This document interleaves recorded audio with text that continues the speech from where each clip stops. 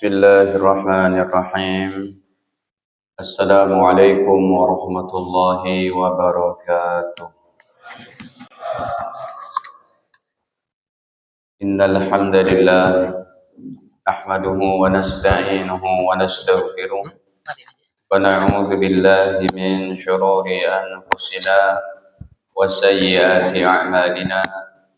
May yahdihillahu fala mudilla lahu wa may yudlil fala hadiya lahu.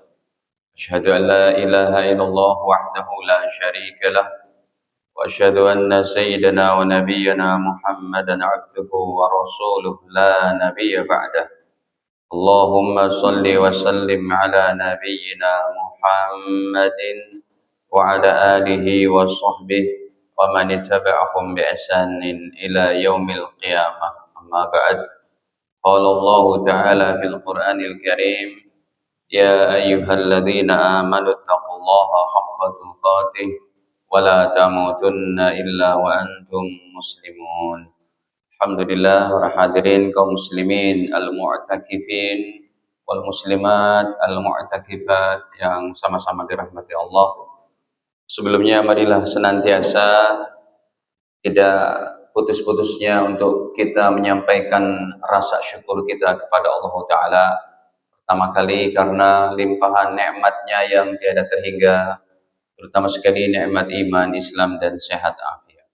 Terlebih malam ini malam 21 dan ngantuk maaf. Saya nggak ngopi, Pak.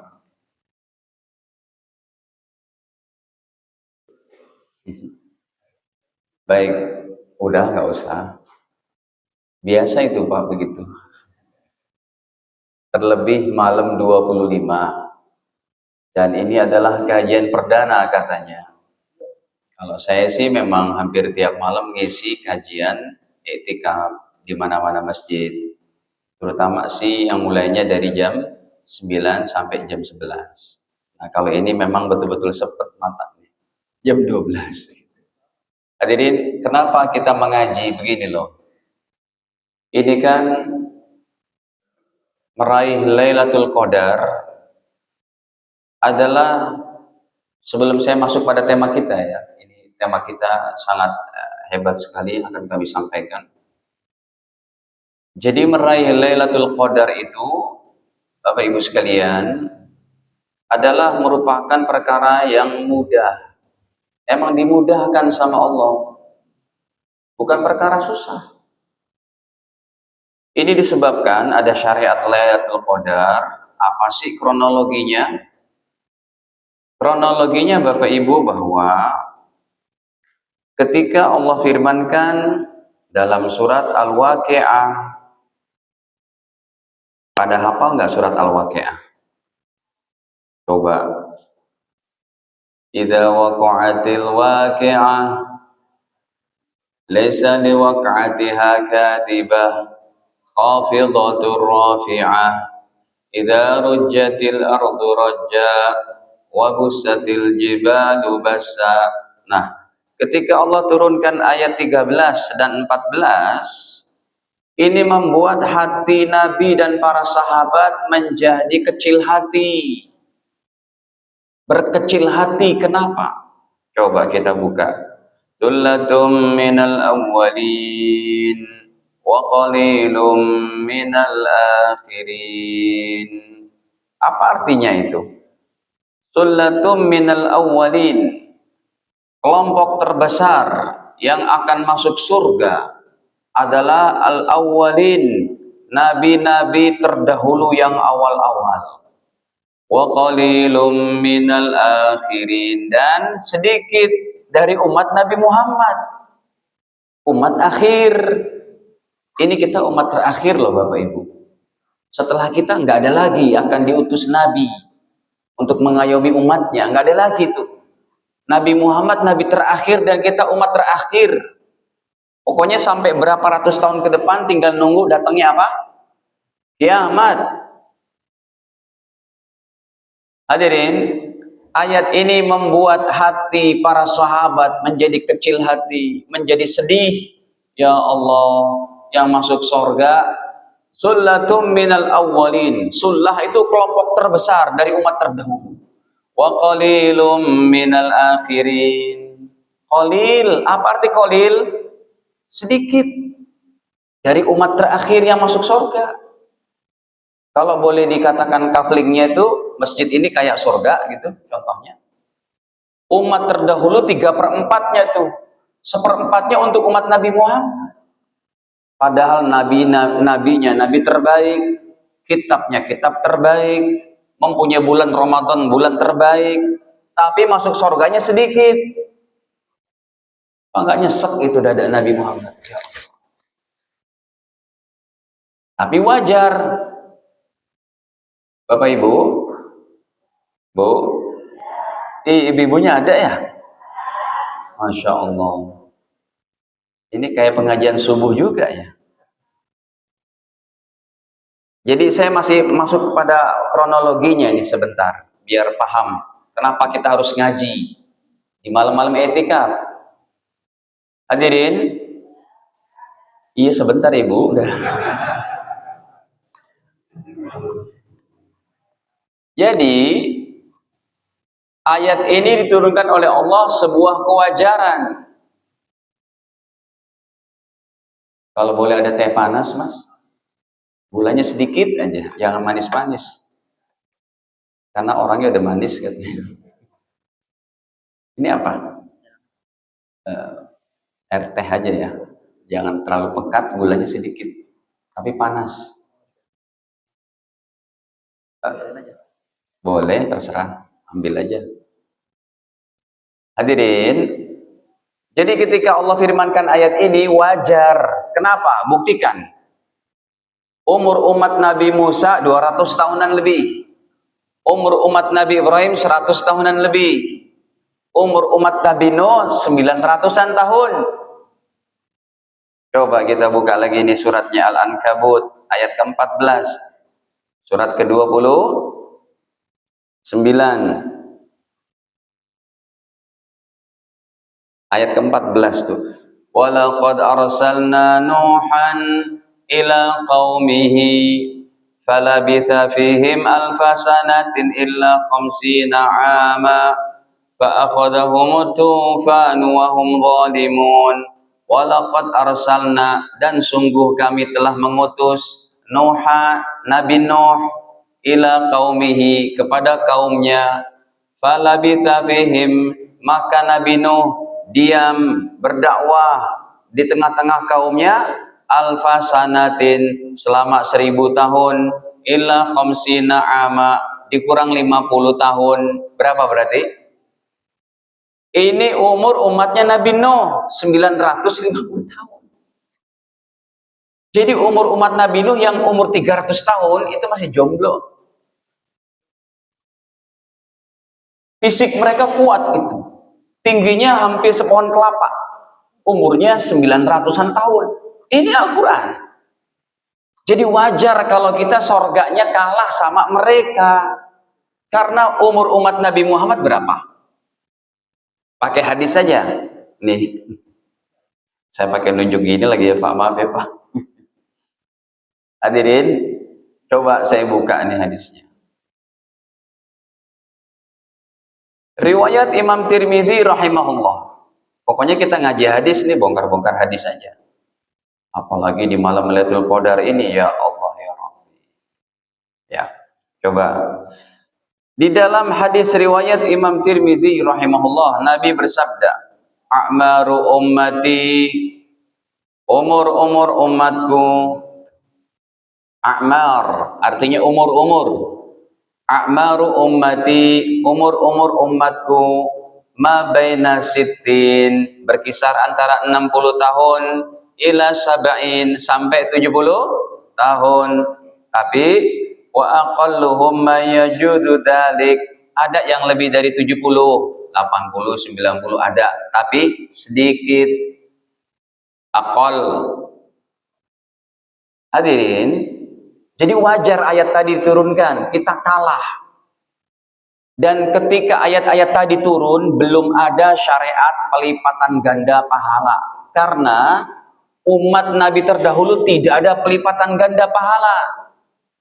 Makanya untuk mendongkrak rating umat Islam, Allah hadirkanlah ayat penggantinya. Ayat 13-14 ini nanti dalam ilmu tafsir diganti, disebut dengan nasikh wal mansukh. Satu bidang ilmu dalam ilmu tafsir yang untuk ayat merevisi daripada ayat yang sebelumnya. Maka ayat 13-14 dirubah secara hukum, tetapi lafaznya masih ada. Dengan Allah turunkan ayat 39 dan 40. Yang dirubah hukumnya. Padahal gini loh Bapak Ibu. Kalau ada gubernur membuat satu peraturan daerah, pergub lah, peraturan gubernur. Datang lagi gubernur yang baru, dihapus. Maka tulisannya juga hilang kan? Kayak dulu ada gubernur di Jakarta melarang buat peraturan kendaraan roda 2 nggak boleh lewat jalan Sudirman, Tamrin, betul? Terus naik lagi gubernur yang lain, dihapus nggak hukumnya? Dihapus, tulisannya juga terhapus. Ini tulisannya masih ada, tetap dibaca, tetapi hukumnya berubah. Mana dia ayatnya? Sullatum minal awwalin wa sullatum minal akhirin. Nah, ya. Hadirin, akhirnya Allah rubah ayatnya pada ayat 39-40. Ankabut, ini surat Al-Waqiah. Nih. Sullatum minal awwalin. Penduduk surga terbanyak adalah dari umat terdahulu. Wa sullatum minal akhirin, dan juga terbanyak dari umat yang akhir. Akhirnya setelah diturunkan ayat ini, berlakulah syariat pelipatan ganda pahala yang terbesar, yang tertinggi, yang terbaiknya Lailatul Qadar. Bapak Ibu, udah kita pelajari dulu-dulu. Apa pelipatan ganda pahala? Diamalkan ringan tapi pahalanya besar. Contohnya, qobliyah subuh 2 rakaat, apa pahalanya? Lebih baik daripada dunia seisinya. Itu Allah tidak berikan kecuali kepada umat ini saja. Satu huruf yang kita baca sekalipun nggak ngerti artinya, tetap pahalanya berapa? 10. Contoh, Alif Lam Mim. Ini para ulama tidak ada yang punya riwayatnya artinya. Jadi ulama yang terhebat pun nggak ngerti apa arti Alif Lam. Berapa huruf Alif Lam Mim? 3. Nggak ngertinya aja tetap kita baca, dapat pahala berapa? 30. Belum lagi nanti 1 rupiah kita bersedekah. Nih Bapak Ibu yang belum sedekah malam ini, tolong sedekah Pak. Karena kalau kita bersedekah malam ini, itu dilipat ganda oleh Allah minimal 700.000 kali, dikali 1000 bulan. Jadi tujuannya pelipatan ganda pahala ataupun Lailatul Qadar untuk mengangkat rating umat Islam akhir zaman ini. Akhirnya begini Bapak Ibu. Ya. Nah, sekarang kita hitung. Umat Nabi Muhammad yang umurnya 25 tahun saja. 25 tahun dikurangi masa balil 15 tahun. Berarti nilai ibadahnya sudah berapa? 10 tahun. 10 tahun ini kalau tiap tahunnya dia tetap mencari Lailatul Qadar. Hadirin, mencari Lailatul Qadar itu tidak susah. Imam Syafi'i aja cuma berkata tuh, saya lebih banyak nanti menuturkan ini. Imam Syafi'i berkata, untuk mencapai Lailatul Qadar, sholatlah dari malam 21, maghrib berjamaah, isya berjamaah, subuh berjamaah. Pasti insya Allah dapat Lailatul Qadar. Kalau saya enggak, saya tambahkan lagi tuh. Sholat tarawih berjamaah, witir berjamaah, qobliyah ba'diyah berjamaah, ngaji ilmu. Ngaji ilmu ini lebih hebat dari tarawih Anda Bapak Ibu. Saya ulangi nih, Anda boleh protes sama saya. Ngaji ilmu ini lebih mulia daripada tarawih yang tadi Anda lakukan. Kenapa? Mas Zuhri, kenapa sebabnya? Saya nggak ngajar ya di Muhajirin kemarin. Masih di Jawa Tengah, saya ada safari Ramadan. Ini saya juga baru pulang Bapak Ibu dari Jawa Tengah. Kita ada bedah kitab di Jawa Tengah, kitab tulisan saya, karya tulis saya, yang setiap weekend saya pergi ke sana untuk dibedah. Makanya nggak sempat ngajar di Masjid Antum yang di sana. Kenapa ke sana ya? Tadi apa saya tanyakan? Kenapa taklim lebih mulia daripada sholat tarawih itu? Sholat tarawih juga dapat rahmat Allah. Sholat tarawih juga yang paling basic, Pak. Kenapa ngaji ilmu lebih mulia dari amalan yang lain? Karena semua amal soleh kita tanpa ilmu tidak berarti apa-apa. Betul? Nah hadirin, sekarang kita hitung nih. Setelah diturunkannya ayat daripada Al-Waqiah 39 dan 40, maka berlakulah syariat pelipatan ganda pahala. Tadi udah saya sebutkan, qobliyah subuh mendapat pahala dunia seisinya. Baca Al-Quran satu huruf diberikan pahala berapa? 10 pahala. Bersedekah 1 rupiah dilipat gandakan menjadi 700.000 kali. Kemudian juga kalau kita sholat qobliyah zuhur 4 rakaat, ba'diyahnya 4 rakaat, diharamkan masuk neraka jahanam. 2 rakaat sholat isyraq, apa pahalanya? Dapat haji umroh, nggak pakai duit, nggak pakai ini itu. Emang di apa? Ini adalah merupakan buntut dan penjelasan dari ini. Allah menginginkan umat Islam itu menempati surga terbanyak. Makanya ayat 39-40 itu menggantikan ayat 13 dan 14.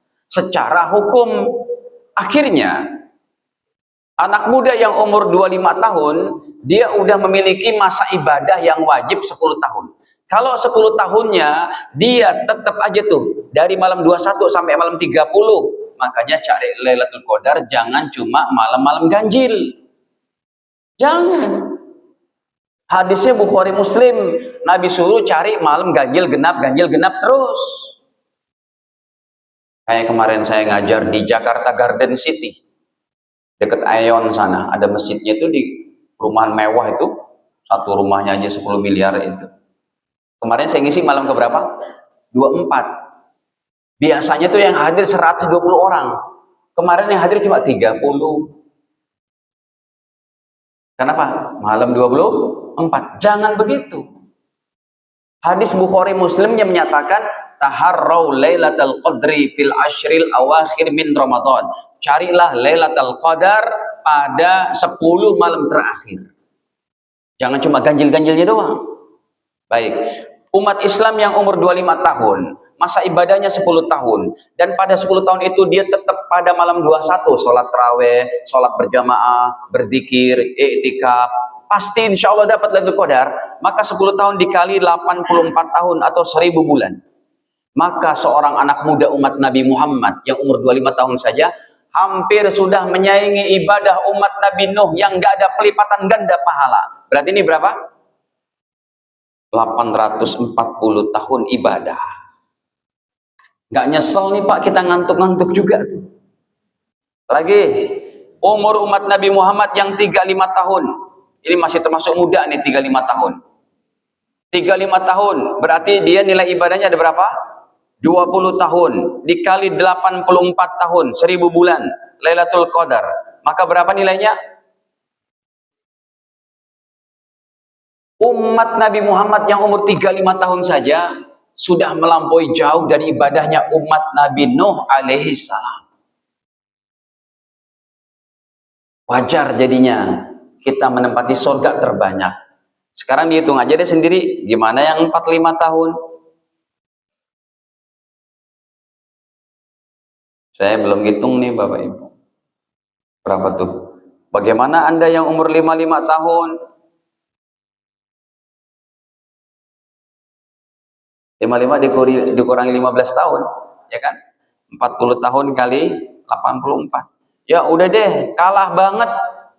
Dari situ Nabi bersabda, sorga itu setengahnya untuk nabi-nabi terdahulu berjamaah, sedangkan setengahnya lagi hanya untuk umatku. Karena apa? Ada syariat Lailatul Qadar dan pelipatan ganda pahala yang lain. Hadirin, Ini kalau kita ngaji ilmu dengan beriktikaf ini, Bapak Ibu yang belum niat iktikaf, coba niat iktikaf. Udah niat belum? Nawaitu al-i'tikafa fi hadzal masjid madumtu fihi sunnatan lillahi ta'ala, atau pakai bahasa Indonesia, saya niat i'tikaf di masjid ini selama saya berada di masjid, sunnah karena Allah. Nanti kalau Anda pulang udah batal tuh niatnya, nanti sholat subuh datang lagi, niat saya niat i'tikaf lagi. Sholat subuh udah pulang, nanti malam harinya datang lagi, niat lagi saya niat i'tikaf. Begitu terus bagi yang i'tikafnya tidak 10 hari 10 malam di masjid. Kalau ada yang 10 hari 10 malam di masjid, niatnya dari malam 21 sampai malam takbiran selesainya. Gak boleh keluar-keluar. Ya, kalau kita ada pekerjaan, ada ini, ya udah setiap keluar dari masjid masuk lagi niat i'tikaf. Hadirin, jadi melampaui jauh tuh anak muda aja umat Nabi Muhammad seperti itu. Berarti Bapak Ibu, ya.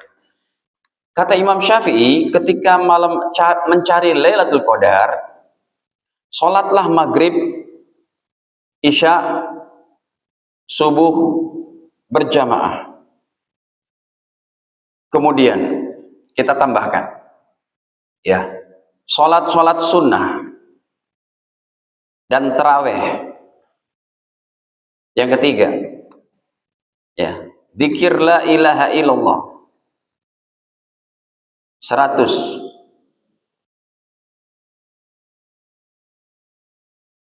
Yang keempat, sholawat kepada Nabi minimal 100. Yang kelima, baca Rabbi firli wali walidayya 100. Yang keenam apa? Baca dzikir Lailatul Qadar. Apa? Allahumma innaka afuwun tuhibbul afwa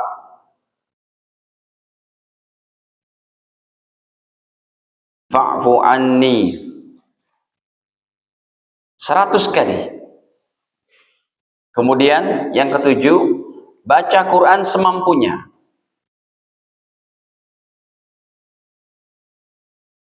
Yang kedelapan, sedekah semampunya.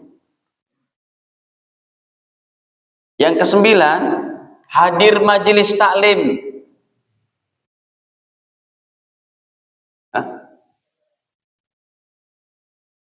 Oh, ngantuk lagi, belum diminum. Kok 10 sih? Yang kesembilan, hadir majelis ilmu. Wah, ini lebih mulia. Nah, dan lain-lain. Bapak Ibu, perhatikan. Berarti apa yang saya tulis itu, kalau Anda lakukan dari malam 21 sampai malam 30 tanpa memilih-milih yang ganjil-ganjil saja, karena bisa jadi kemungkinan Lailatul Qadar datangnya malam genap,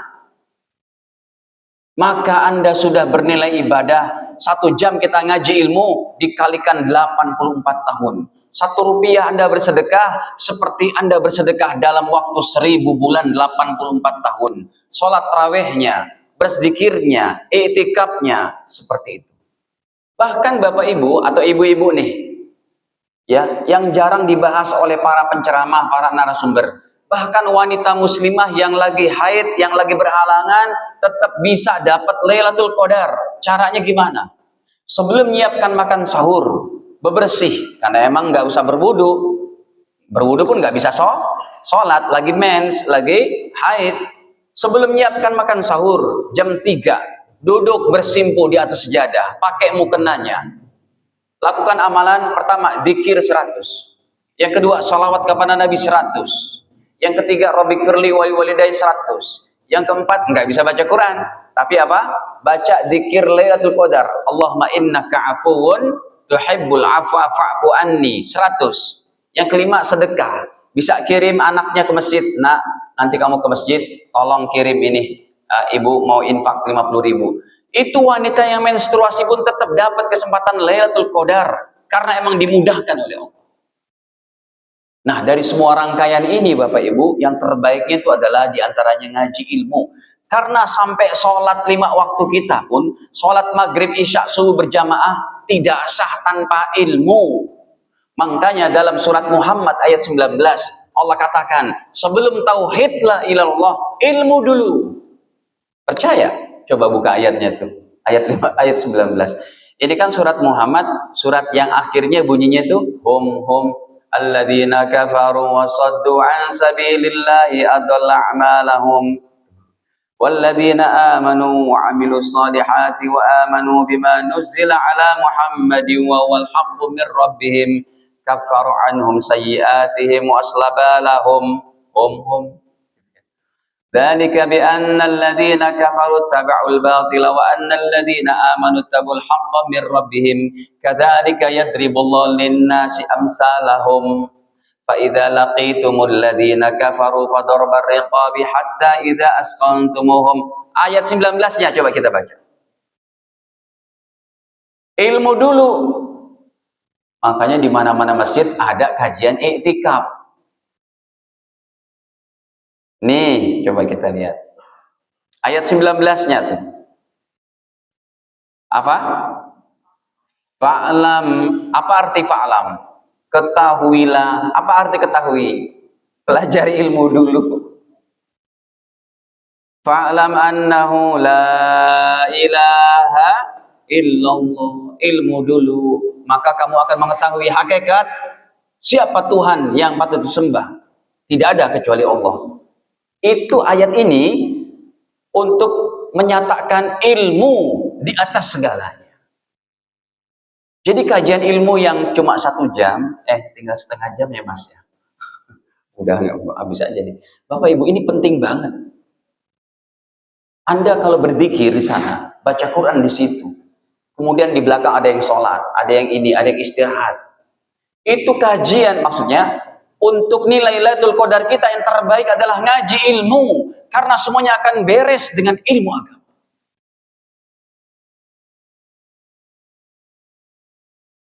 Makanya yang disebut oleh Nabi sebagai pewaris para nabi siapa? Bukan ahli ibadah. Bapak sedang sholat, baca Quran, sedang zikir, sedang munajat, sedang sholawat, itu namanya ahli ibadah. Nabi menyebutkan yang menjadi pewaris para nabi adalah ahli ilmu. Pengajian, yang mengaji, yang senantiasa duduk dalam majelis ilmu. Dah, ini sebagai kronologi seperti itu. Bagaimana derajat tingginya kita mengaji ilmu agama. Sekarang kita masuk poin-poinnya hadirin dalam tema kita ini. Hadirin Bapak sekalian, capek-capeknya kita di bulan suci Ramadan harus menghasilkan akhlak budi pekerti yang baik. Itu mutlak. Karena Al-Quran, semua kitab-kitab langit, coba sebutkan kitab-kitab wahyu terdahulu. Taurat, Zabur, apalagi Injil, Sohifah, Al-Quran. Itu kalau dipadatkan, diperas, semuanya kandungannya ada dalam Al-Quran.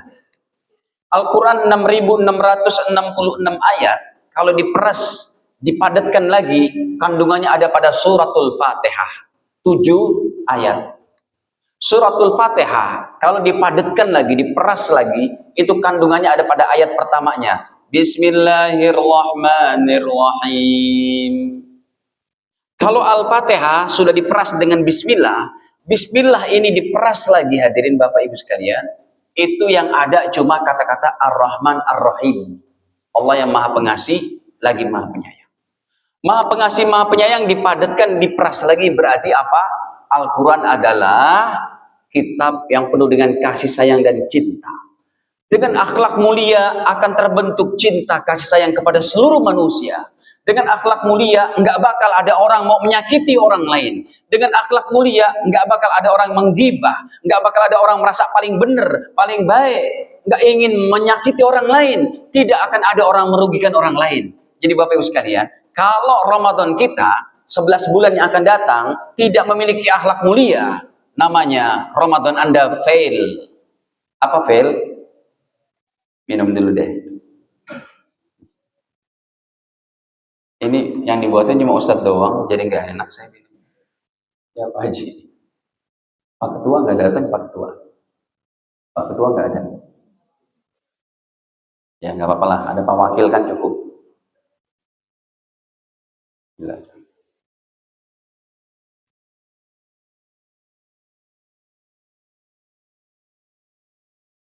Masya Allah enak banget tehnya ini. Ya, nggak manis.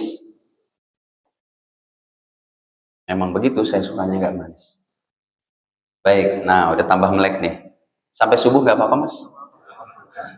Sayanya yang papa. Hadirin, coba kita lihat. Pak, capek-capeknya kita terawih, sahuran, iktikaf, mencari Lailatul Qadar, capek-capeknya kita sedekah, capek-capeknya kita baca Quran, capek-capeknya kita melaksanakan Ramadan. Itu puncak tertingginya ada pada akhlak mulia. Itu yang diinginkan oleh Allah. Punya rasa kasih sayang, cinta kasih kepada seluruh manusia, termasuk kepada non-muslim. Kita dipersaudarakan Bapak Ibu dengan non-muslim. Yang paling gampangnya apa? Yang paling gampangnya apa? Sebenarnya perang yang terjadi itu perang saudara antara Yahudi dan Palestina. Sama-sama anak Nabi. Halo, Nabi Adam. Saudara kita. Sebenarnya saudara. Ya, cuma mereka aja yang membangkang menjadi musuh Allah Ta'ala. Orang-orang Yahudinya itu.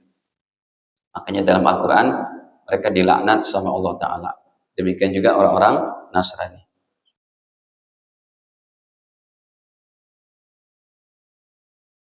Nah hadirin, jadi kalau kita lihat nanti, ya yang mengetahui saya dan Bapak Ibu sekalian, saya dengan Allah saya, Anda dengan Allah Anda. Masing-masing kita yang mengetahui diri kita, akhlak kita seperti apa. Makanya saya beri judulnya akhlak mulia sebagai hasil tertinggi ibadah Ramadan. Enggak ada yang lain. Tentunya ini berarti kan sudah dia jejak dalam ibadahnya, dalam zikirnya, dalam tarawehnya. Capek-capek itu harus menghasilkan akhlak yang mulia, budi pekerti yang baik, yang dimana saja dia berada memberikan kemanfaatan untuk orang lain, baik muslim ataupun non muslim. Harus itu Pak. Dan pembahasan seperti ini kalau dibahas, dipahami, diyakini, serta diamalkan dari umat Islam yang paling level rumah tangga, masyarakat RT RW, sampai tingkat negara, beres permasalahan orang Indonesia Pak, beres. Beres. Gak bakal ada orang lagi yang tidak amanah, yang tidak jujur, yang ingin memecah belah, nggak ada lagi Pak. Semuanya udah mindsetnya berlomba-lomba ingin menjadikan orang lain baik, saya baik, orang lain baik, saya masuk surga, orang lain juga masuk surga. Itu perasan daripada semua kitab-kitab wahyu yang tadi udah saya sebutkan itu.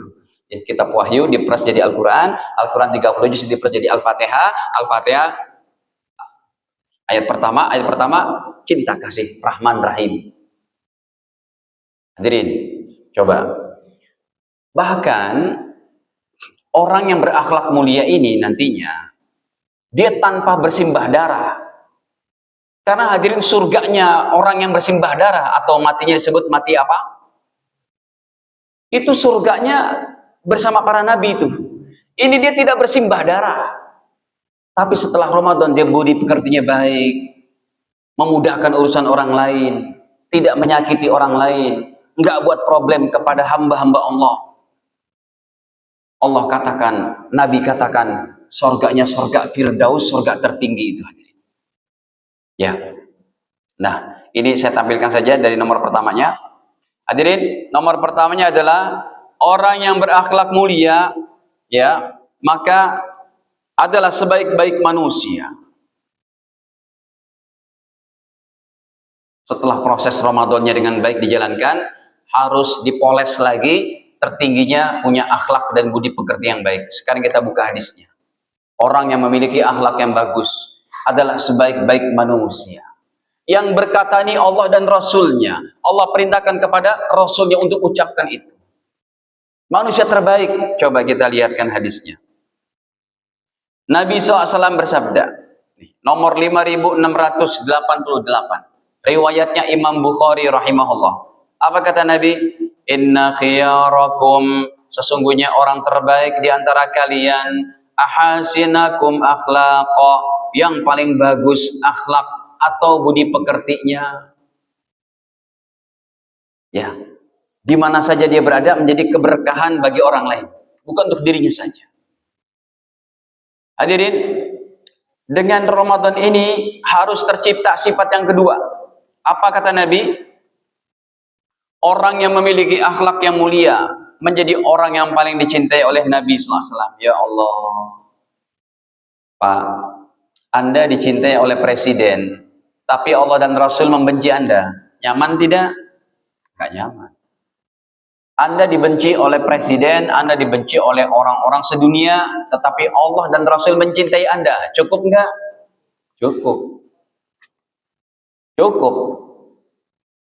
Makanya kata Nabi, orang yang memiliki akhlak mulia menjadi orang yang paling aku cintai. Kita buka hadisnya. Riwayat daripada Al-Imam Bukhari. Nomornya pada 3549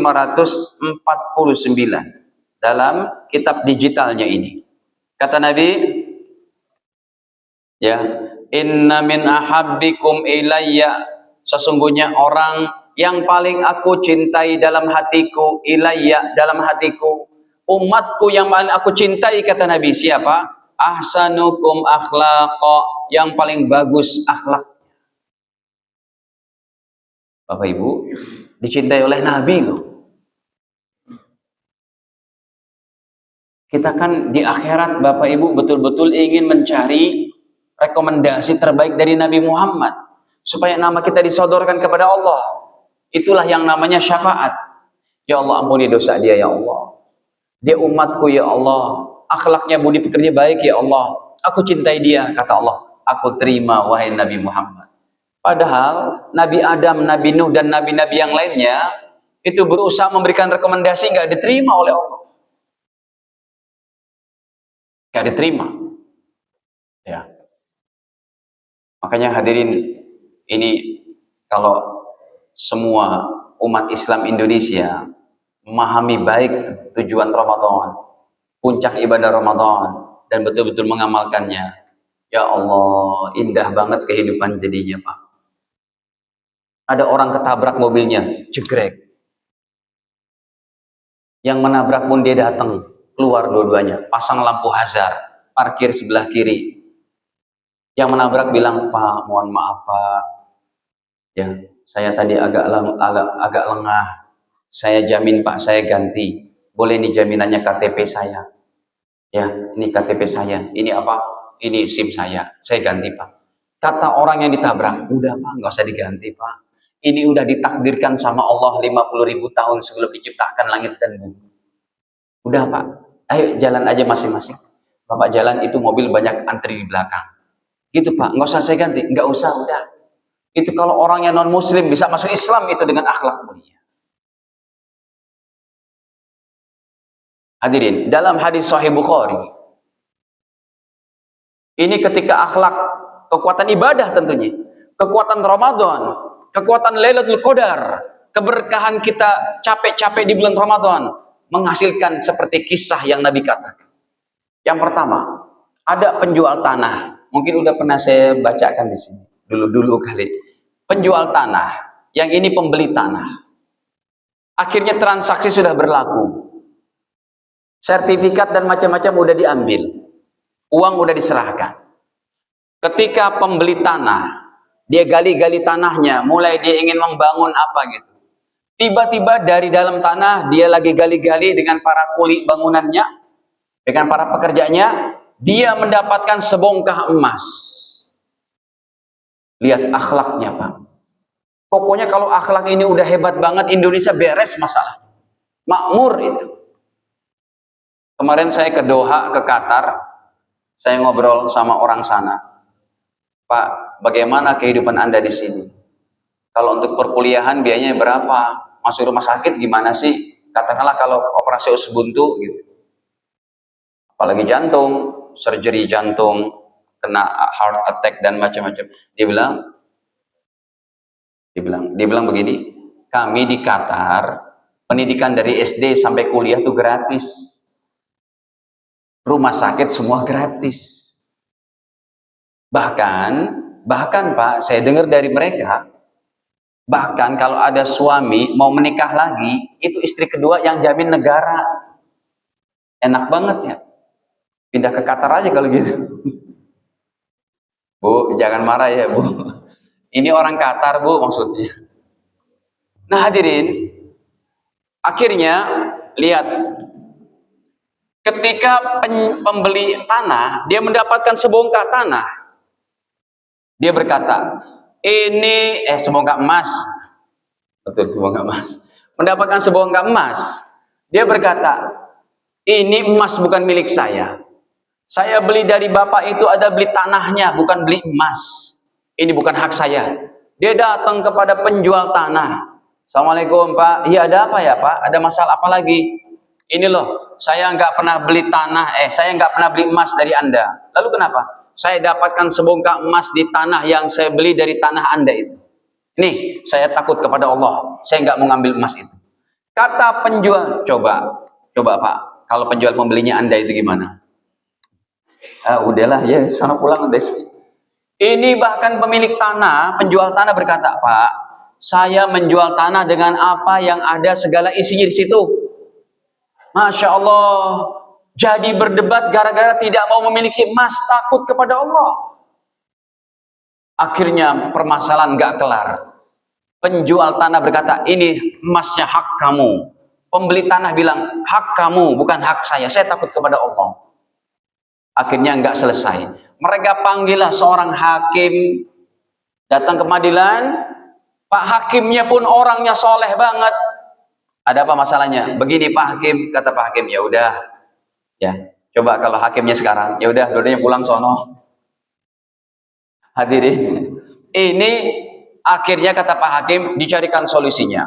Bapak penjual tanah, kamu punya anak gadis? Punya Pak. Bapak pembeli tanah, punya anak berjaga? Punya. Ya udah gimana kita ta'arufkan? Kita nikahkan mereka, ini nanti emasnya kasih mereka berdua. Oh ya udah deh, dita'arufkan, jodoh emasnya untuk mereka. Lihat, orang yang berakhlak mulia dengan capek-capek Ramadan, tercipta akhlak mulia, menjadikan orang lain menjadi nyaman, menjadi enak. Nah, para jamaah yang terhormat, makanya Bu, Ibu masih tidur, masih tidur. Ibu kalau beli cabai, ya, beli cabai seperempat berapa Bu? 8.000. Kalau Ibu mau dicintai oleh Nabi, ya kasih 10.000, bilang Bang 2.000-nya nggak usah kembali. Bapak-bapaknya nih kalau mau dicintai oleh Nabi, ketika Anda melewati perempatan pertigaan ada Pak Oga, kasih Pak 1.000 rupiah, kasih 2.000. Itu akhlak. Ingat, akhlak mulia senantiasa bukan cuma berkisar antara kebaikan budi pekerti, tutur kata, bukan itu saja, tapi mampu memberi sesuatu untuk orang lain. Makanya orang yang berakhlak mulia dengan kekuatan hartanya, derajatnya, sorganya tinggi dan masuk sorga tanpa hisap. Orang Pak kalau nggak berakhlak mulia, pelit, kikir hatinya, nggak bakal mudah memberi, nggak bakal nyenengin orang lain, nggak bakal dia mau punya anak yatim, tidak bakal dia ingin memiliki anak asuh. Ini semua bermula dari ketaatan di bulan Ramadan yang menciptakan puncaknya adalah akhlak mulia. Nah, kita baca lagi selanjutnya. Sudah mau jam 12 ya. Yang ketiga, akhlak mulia merupakan tanda kesempurnaan iman. Iman Anda sempurna Bapak Ibu, bukan baca Quran. Itu mah kerangkanya untuk membentuk kesempurnaan. Bukan tahajud, bukan ini itu. Semuanya udah Anda lakukan. Sholat 5 waktu berjamaah, sholat sunnah dilakukan, doa-doa sunnah dilakukan, ngaji ilmu udah dilakukan, zakat jalan, haji umroh juga sudah dilakukan. Penyempurnanya apa? Akhlak mulia. Ini lihat kata Nabi. Yang ketiga hadirin, kata baginda Nabi SAW dalam hadis riwayat Imam Tirmidzi, 1195. Apa kata Nabi? Qala Rasulullah sallallahu alaihi wasallam, Nabi bersabda, akmalul mu'minina imanan. Orang beriman yang paling sempurna imannya, ahsanuhum khuluqa, yang paling bagus akhlaknya. Wa khiyarukum khiyarukum linisaihim khuluqa, dan umatku yang terbaik kata Nabi, yang paling baik akhlaknya pertama kali, bukan kepada tetangga, bukan kepada temannya, bukan kepada atasannya, bukan kepada bawahannya, tetapi akhlak daripada yang terbaik dari umat Nabi Muhammad SAW, yang paling sempurna adalah yang paling baik akhlaknya pertama kali kepada sang istri. Bu, udah pernah bilang belum sama suami, abang adalah anugerah terindah yang Allah berikan untuk aku?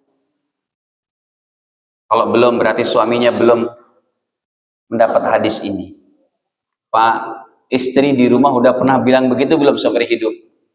Bang, abang adalah anugerah yang terbaik, terindah yang Allah berikan untuk diri saya dan anak-anak. Kalau belum, besok suruh bilang gitu ya. Ya, baik. Nah, hadirin yang terakhir nih, saya singkat aja. Yang terakhir, yang tadi saya bilang tuh, bayangkan, bukan bersimbah darah, tetapi sorganya sorga Firdaus dengan akhlak mulia. Setelah Ramadannya nih, dia terawehan, dia berbuka, dia iftar, dia memberikan makan, dia ke masjid, dia etikaf. Terciptalah dalam dirinya akhlak yang baik. Akhlak yang baik apa? Budi pekerti yang baik, selalu merendah, tidak egois, tidak temperamen, mudah memaafkan, tidak merasa paling soleh, tidak merasa paling benar. Ya, di mana dia berada selalu memberikan kebaikan, memudahkan urusan untuk orang lain. Kemudian ucapannya pun santun, ucapannya pun orangnya tidak kasar, tidak keji dalam ucapannya. Itu ciri-cirinya itu. Makanya orang seperti ini hadirin, sorganya bukan satu tingkat di bawah para nabi, tapi diizinkan oleh Allah sorganya setara dengan sorga para nabi, yaitu sorga Firdaus. Ini coba kita lihatkan hadisnya. Riwayat daripada Imam Abu Daud.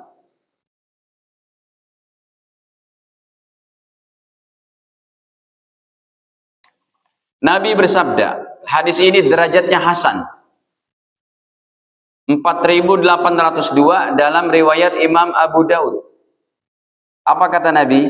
Qala Rasulullah sallallahu alaihi wasallam, Nabi bersabda, ana zaimun, aku orang yang menjamin. Saya orang yang menjamin kata Nabi untuk umatku bi baitin fi rabadil jannah, supaya umatku mendapatkan rumah di pinggiran sorga. Aku menjamin umatku mendapat rumah di pinggir sorga. Pinggir sorga pun lebih hebat daripada rumah orang yang paling kaya di dunia ini, yang rumahnya harganya 40 triliun. Nggak ada apa-apanya bahkan itu. Di tepi sorga, tapi paling hebat kalau dihadirkan di dunia ini. Bagi siapa?